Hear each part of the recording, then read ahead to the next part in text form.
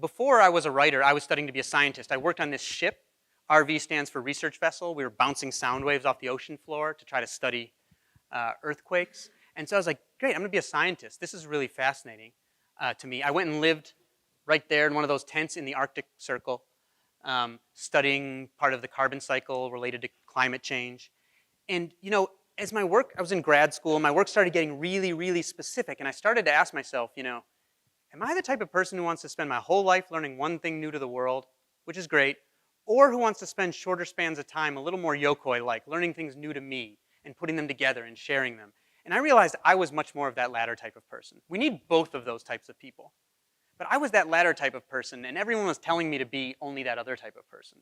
And so eventually I left science grad school. I didn't finish PhD program. And I decided to go be a writer.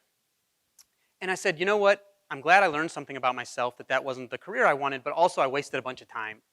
And so when I got to Sports Illustrated magazine, I was there as just a temporary worker. I didn't even get hired. I was just filling in for someone who just had a baby.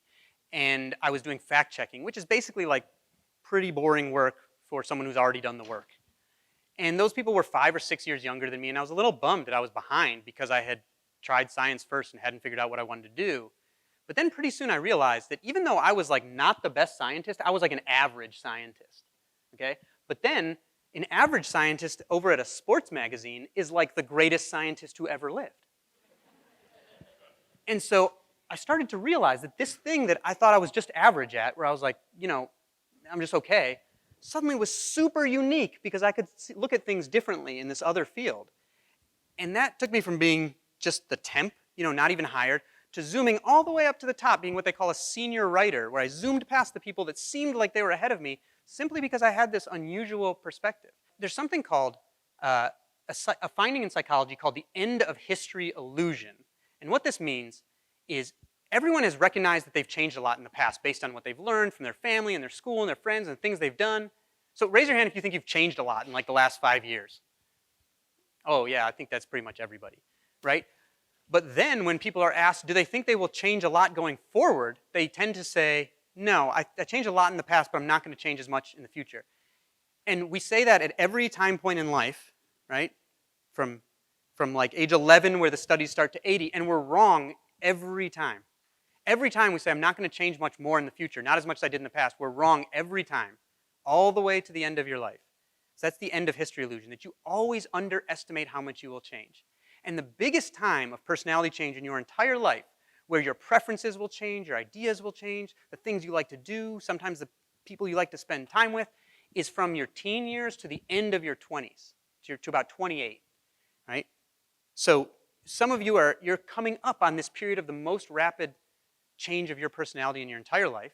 And so if you're being forced to pick the only thing you want to do right now, you're actually being asked to pick something for a person you don't even know yet. Never mind a world that you can't even conceive yet. Right? So keep that in mind. You will always change more than you think. And so this search in the world for match quality, for your place in the world, you don't ever have to pick the one thing you're going to do forever. I have no idea what I'm going to do when I grow up. Truly, no idea what I'm doing next. You keep always searching for that and experimenting with yourself as you go forward. And even if you have to change direction, things are never wasted. The way that I thought my science education was wasted. If you carry your big basket, like Francis said, it's never wasted. Even if you just found out you weren't the best at something. That knowledge is never wasted because you can take it somewhere else and have a unique perspective. And so I just want to encourage you to keep experimenting with vigor, even after you're out of a place like this where experimenting is encouraged. Because increasingly, this is a rare kind of special place. Most places aren't like this. And you'll be much more encouraged to figure out exactly what you're doing. But you have to know yourself first. And even once you do that, being broad and going like this, you might look like you're behind in many cases, but in fact, you're learning about yourself, you're learning about your options in the world, and you're learning all this information that you can combine to be a truly unique person and a unique creator and feel fulfilled and add contributions to the world. And so I hope you remember that. Even though it's a cognitive bias that we can't overcome, just know that you will change a lot, and you don't ever have to be forced to choose until you're ready, until you've learned a lot about yourself, because you will continue to be a different person.